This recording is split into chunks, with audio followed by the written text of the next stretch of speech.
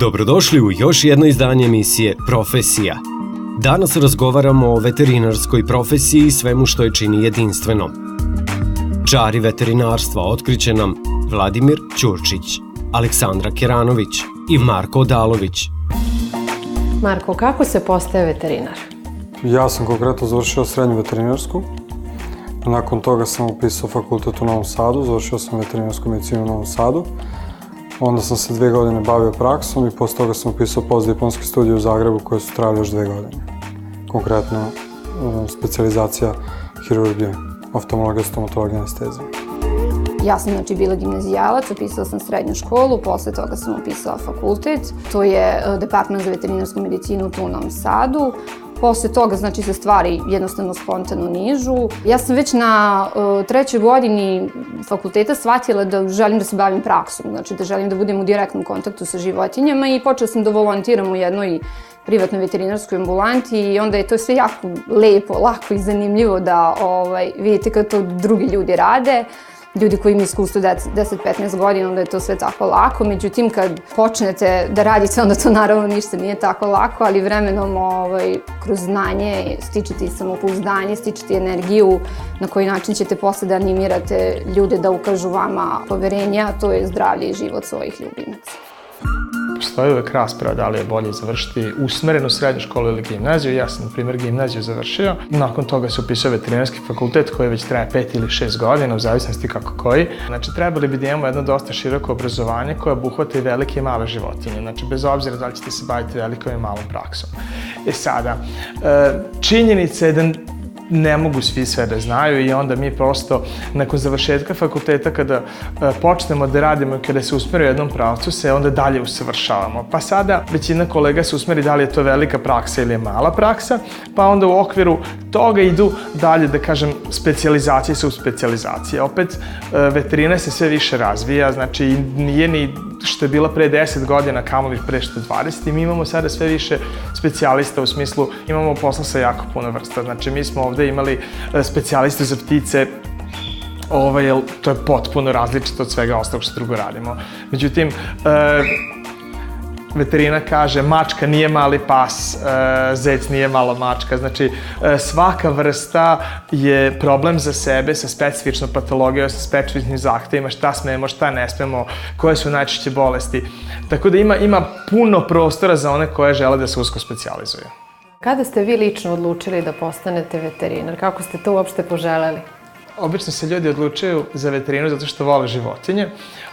To je tačno. Ja sam uvijek imao i psa i razne neke druge životinje i to je to. S druge strane, jedan od razloga da upišete veterinu je možda zato što ne volite matematiku takođe. Tako da mislim da čitav neki spektar uslova dovodi do tog zaključka. Prosto, kada poređaš neke stvari koje bi eventualno i možda studirao, pa kada onda odbaciš one koje su potpuno besmislene i neisplative, onda ti ostanu neke druge. Treba ljudi ipak da razmisle o svemu tome. Nije ljubav prema životinjama jedino što prosto razlog koji gura ka veterini, jer nije to da kao dolazimo i mazimo kuće i mace i uživamo svaki dan. Pa da, kao i svako dete zanimaju te životinje. Ja sam sticajem okolnosti odrastao u maloj sredini gde smo imali domaće životinje. Baba i deda su živjeli na selu gde je bilo još više životinja i onda hteo ne hteo dobar deo tog ranog detinjstva sam proveo sa životinjama. Kasnije te to samo opredeli ta ljubav da ideš dalje, da istražuješ dalje.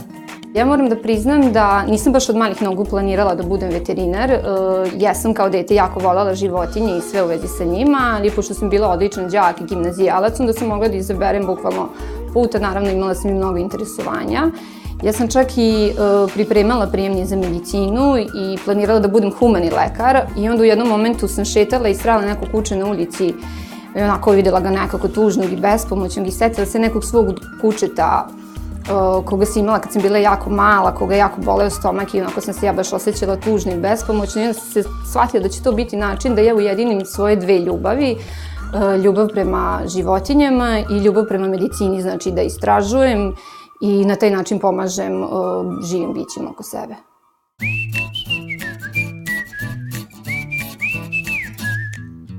U celom svetu, ali i u Srbiji, poslednjih decenija je zabeležen značajan porast broja kućnih ljubimaca, te se njihovim lečenjem bavi više od polovine veterinara. Omiljeni i najbrojniji ljubimci su svakako psi i mačke, ali kućne ljubimce čine i egzotične životinje poput reptila, ptica i tako dalje. Kakvi su kućni ljubimci kao pacijenti? Kućni ljubimci su fenomenalni. Uglavnom, kada imamo problem sa vlasnicima, sa kućnim ljubimcima nikad nemamo problem.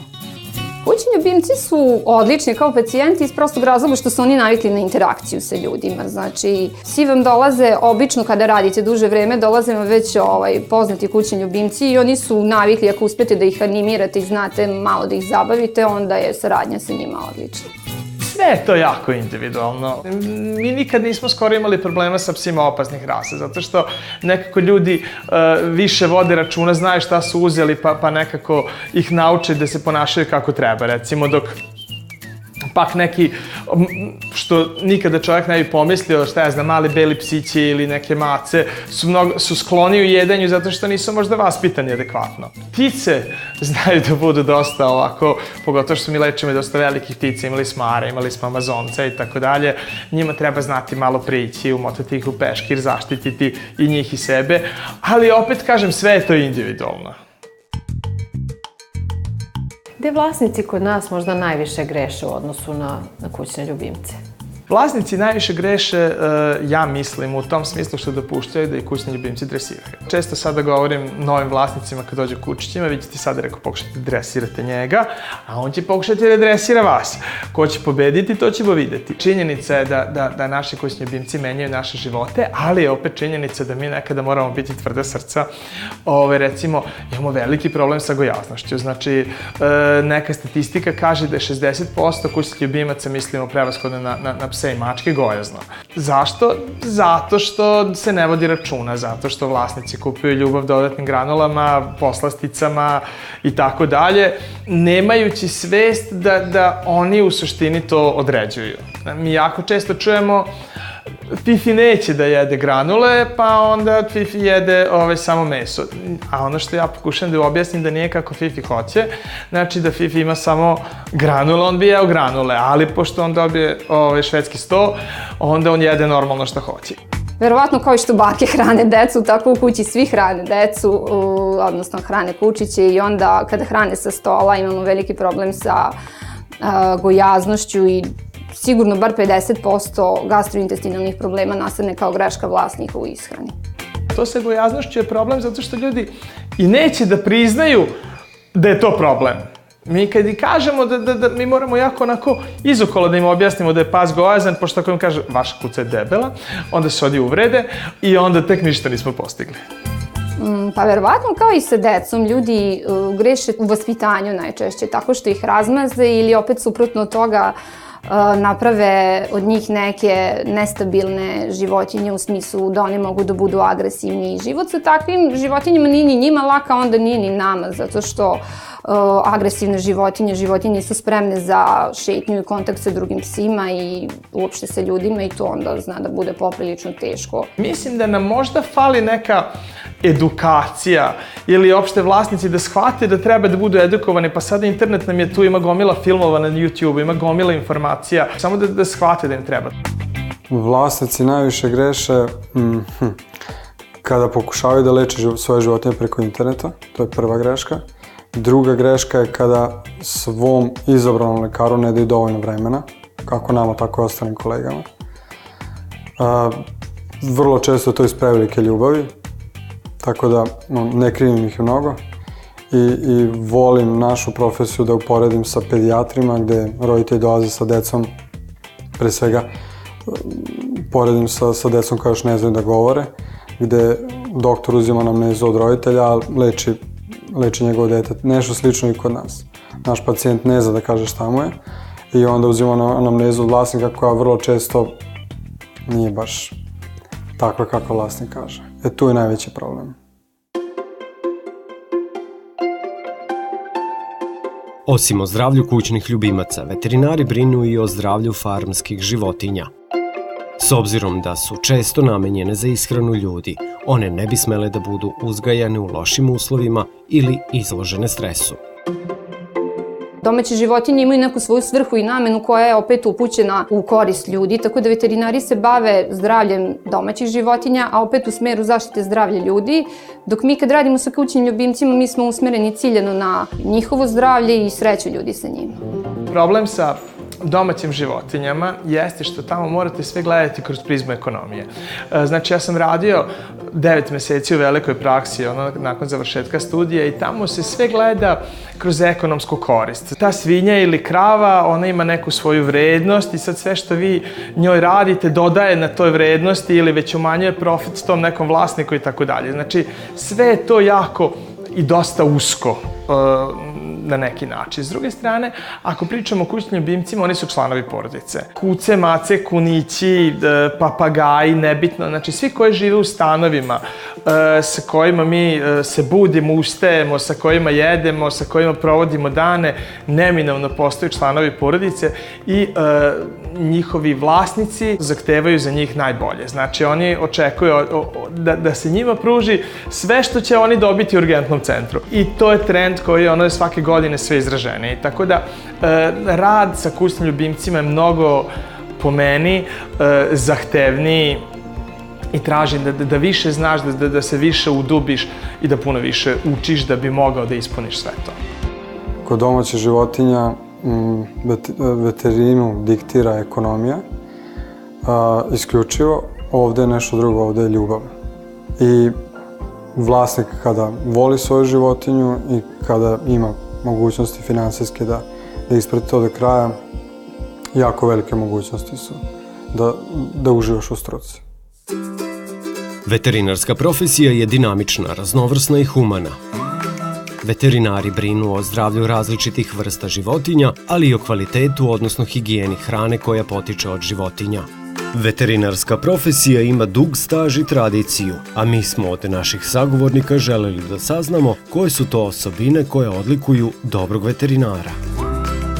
Mora mnogo da se uči, mnogo da se voli ova struka, mnogo čovjek da se odrekne stvari da bi se bavio veterinom, malom praksom na ovom nivou. Dobar veterinar mora da bude spreman da radi na sebi, znači da mnogo uči, čita, radi. Mora da bude smiren, staložen.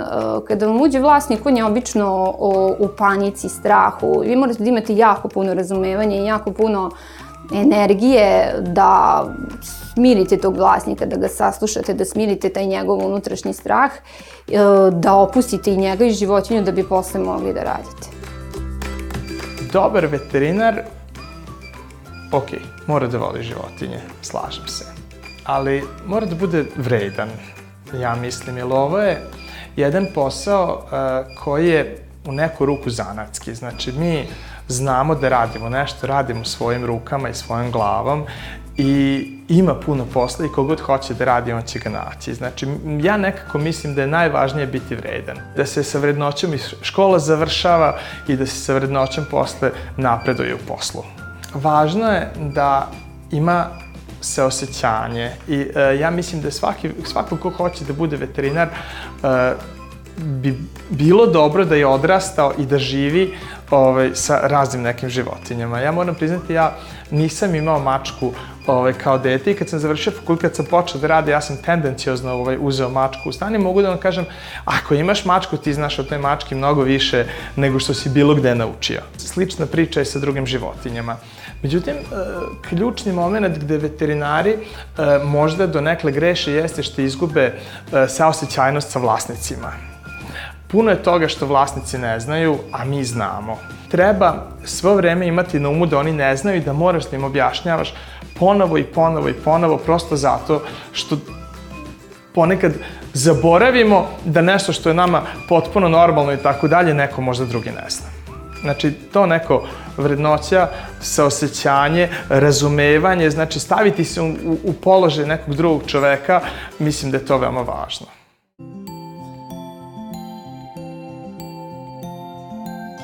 Veterinari imaju veoma dinamičan radni dan i često mu se ne zna tačan početak i kraj. Njihov telefon je uglavnom stalno u funkciji, te nemaju mira ni tokom vikenda i godišnjeg odmora. Moj radni dan izgleda tako što odvedem decu ujutro u vrtić, dolazim u ordinaciju negde oko 8:30, otvaramo u 9. Uvek imamo na stacionaru životinje koje smo prethodnog dana operisali ili internističke slučajeve koji su tu zbog lečenja. Delimo terapije, primamo klijenta od 9 do 8 uveče. Prepodne je rezervisano uglavnom za prijem novih pacijenata, za planiranje hirurgije. Hirurgiju radimo od 1 do 4. Tada se prva i druga smena ukrštaju, radimo terenski rad u tom vremenu.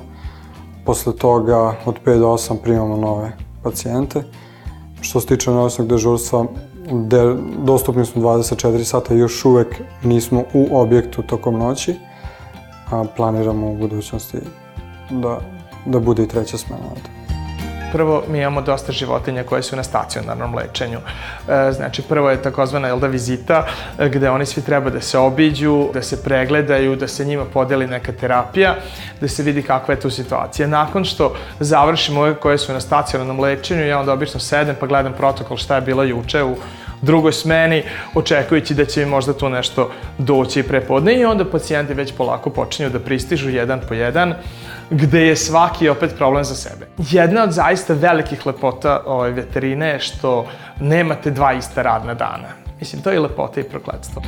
Pa ono što je zanimljivo u veterini jeste da je naš svaki radni dan različit. Znači, vi nikad ne znate ko će vam doći, koja će životinja ući tog dana kroz vrata i sa kojim problemom. Ja vršim prijem životinja, razgovaram sa vlasnicima, dajem savete, radimo neke osnovne kliničke preglede i na osnovu toga se odlučujemo za dalji put, u smislu vadimo krv, u jednom momentu ćemo možda da radimo neku različitu laboratorijsku dijagnostiku, posle toga možda radimo ultrazvuk, možda se bavimo dermatologijom.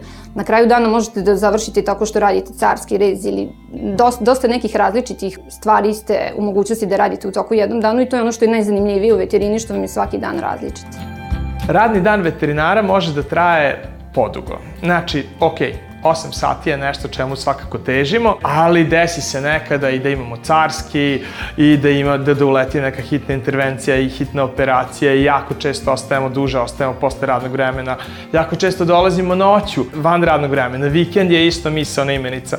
Znači, neko vikendom mora da radi. Sve je pitanje kako se ordinacija organizuje, pa se sad mi trudimo da svaki vikend radi neko drugi da bi se mi malo odmorili i sve to, ali prosto terapije koje traju. Sad ne može terapija da prestane samo zato što je Nova godina, jel? Kada ti je dežuran vikend, apsolutno nemaš ni minut slobodan. Mi smo napravili takav koncept da jedan vikend radimo, 2 smo slobodni da bi se ljudi rasteretili, ali taj vikend kada radiš, tada si maksimalno fokusiran i uglavnom si u ordinaciji ceo dan. Što se tiče godišnjeg odmora, delimo se. Ja kao vlasnik, meni je malo teže zato što ne možeš baš da odeš na odmora, da ne nosiš posao sa sobom. A da li postoji jedan slučaj koji je na neki način obeležio do sada vašu karijeru? Jeste, to je pas po imenu Kan. Dosta se pisalo o tom psu, nađen je u snegu na zimi, iznemogao sa prelomom tibije, ako se ne varam, i radijusa, znači prelom na prednjoj i na zadnjoj nozi. Težak pas, velik pas sa starim lomovima, uspeli smo to da saniramo, više ortopedskih hirurgija smo radili, taj pas trči trenutno fenomenalno, čak mogu slobodno da kažem bolje od mnogih u svojoj rasi koji imaju recimo displaziju, nije rađena nikakva hirurgija, ali on je jednostavno fenomenalan. Bilo je puno. Evo, imali smo nedavno evo to nam je onako najsvežije, imali smo jednog malog jazavičara koji ima 11-12 godina i koji je došao sa upalom pankreasa, koja se kasnije iskomplikovala s dijabetesom i on je povraćao i nije mogao da jede i bolelo ga je i dok smo mi to sve izdijagnostikovali, da smo pronašli pa lekove, pa... Međutim, vlasnici su bili dosta su uporni. Ja kažem, puno vlasnika koje bi to odustalo, pošto nije išlo lako, on nije hteo da jede, bio je danima na infuziji i baš smo se nekako borili i čitali i svašta nešto probali kako da to rešimo i na kraju je to sve uspelo. Jednoga super sada jede vesa, dobija insulin svaki dan, vlasnica smo i to smo se borili kako da im objasnimo, pošto da vlasnica se boji igla, mislim, drama. I oni su prevazišli svoje strahove i mi smo našli adekvatno rešenje i baš smo srećni kako se to sve onako pozitivno završilo. Iako je pas u godinama, mislim da ćemo mu obezbediti, da kažem, još kvalitetnog života.